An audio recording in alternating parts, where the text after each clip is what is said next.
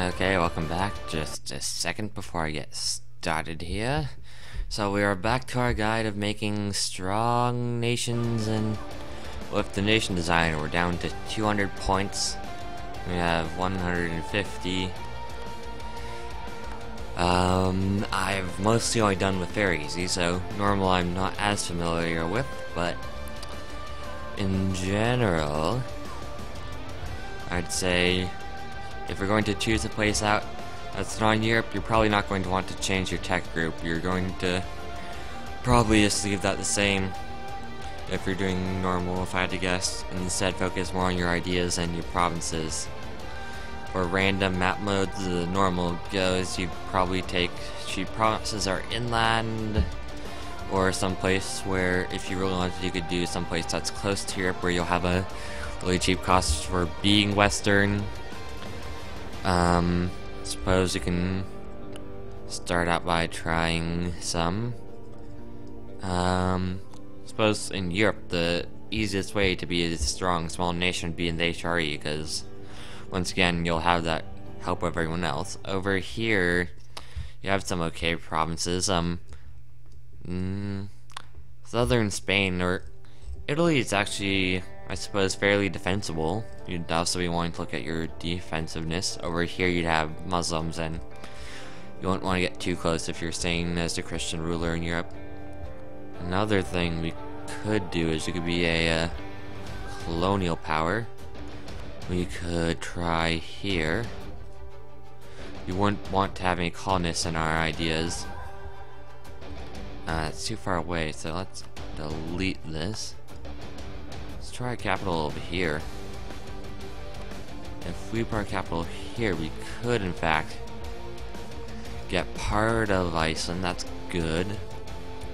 The next thing would be we'd want to have some of this northern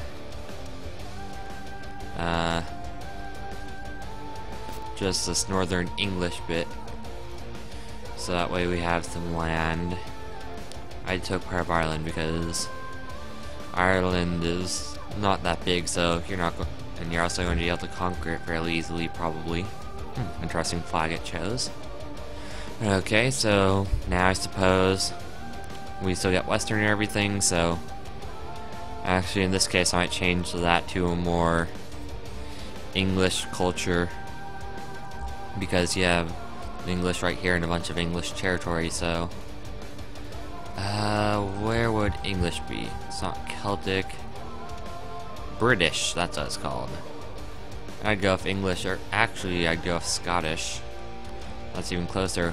We're taking up a lot of Scotland. So now ideas, we're going to be going for probably for exploration and colonization from this, so while trade is always a good thing, I would probably go for where's ship durability isn't that important when you're doing IMA exploring from what I've seen, although who knows, they might change that. But I might go with I'm in the right category. Durability would be nice, but right there is where you'd find it. Instead, not shipbuilding time, well that's also good. Actually, ship limits, maybe. Maybe down here. Oh yeah, because that's going to be where you're getting your exploration. So a settler increase would be fairly strong, although, yeah, 3 levels is pushing it. We won't do a colonist, although we might also do colonial range. I'd say in general 2 levels system actually go to. No, I don't think we should go with trade power.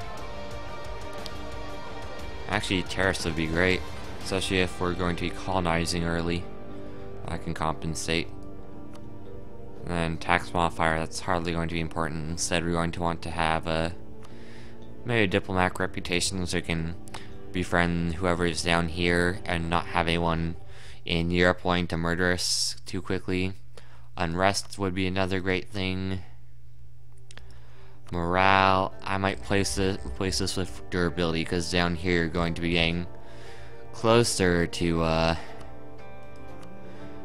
going throughout the world. So now we're going to have to rein this back in, bounce this out. No, not manpower. I'd go with force links. We're a small country, and this science actually would be a fairly good thing. So 196 to 195, so that means a negative change of 1. So now we're looking for a cheap idea to help bounce our diplomatic, because we don't want that penalty. And we should probably look for a military. Cost 0. Wow. A major decrease. Yearly army tradition decay. Actually, that sounds not too bad. Okay. So you could alternatively now you could probably take an administrative power. We already have unrest, so we can't boost that up. Stability, that's a cost of 0 into 3. And that's not too bad. And now we have all that. Can't. And I can take some of this, like Yorkshire. And now we have a nice sized province. And we can set up for colonizing the new world. The reason why I wouldn't make this down here, because especially if you're doing with random nations, no matter what, you're going to have Spain if you're historical. If you're doing random, you could have a massive nation appear right here and just be totally screwed. And if you were, I might just have my capital, like, let me just show this without doing the ideas. I have my capital up here, so I'm definitely European, then chain down the coast. Get some of the islands, which will help you. And now that we have this nice spurt of land,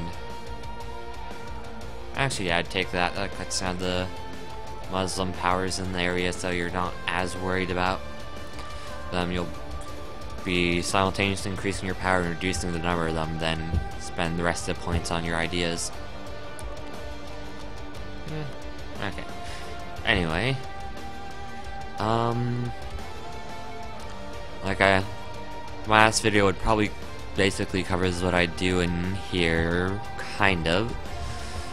In general, once again, like just the general rule as this gets harder, choose the provinces which are either cheap but have gold, so that way you don't have to spend, or basically have to balance out your provinces with your ideas. So get down, you're going to be able to take less ideas. I mean, you're more taking those zero cost ideas, I guess. And low increase are going to instead be socializing more around those.